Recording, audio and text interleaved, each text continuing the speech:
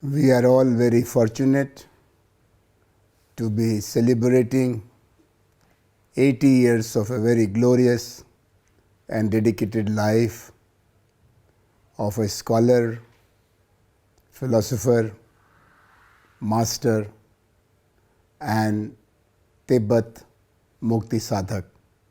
Professor Samdhong Rinpoche has been known to us as a conscientious teacher and a Buddhist philosopher for more than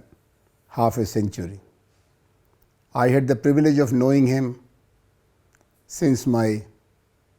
young days at Varanasi, as he was a close friend of my uncle Professor Krishnanath, and with these two there was a circle of Indo-Buddhist philosophers, thinkers and reformers led by Pandit Jagannath Upadhyay, including Professor Ramesh Tiwari, Professor Ramshankar Tripathi, Professor Deshpande ji and many others. I became close to Professor Samdhong Rinpoche in early 90s when we revived India-Tibet Friendship Society under the guidance of the then Lok Sabha former Speaker Sri Rabi Ray and many other Indian friends of Tibet. In these long years, I have found Professor Samdhong Rinpoche as a very passionate and at the same time objective leader of Tibetan community as well as a humanist thinker who has equal attention to the needs of humanity, challenges before Tibetans and the problems of Indians and Chinese people. He is an excellent representative of wisdom and compassion, a very unique contribution of the Buddhist tradition for humanity. We are all very happy that we have seen him in all these 5 decades as an educationist, leading not only Tibetan community but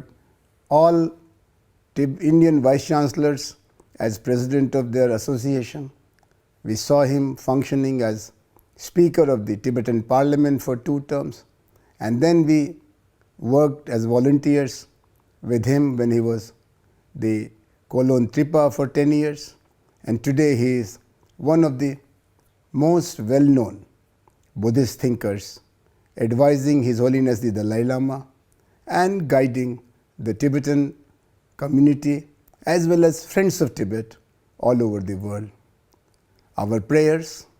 for his long life, our best regards for his generosity, for his guidance, for his leadership, and our total commitment to follow him as a teacher and as a master. We Indians, including India-Tibet Friendship Society people,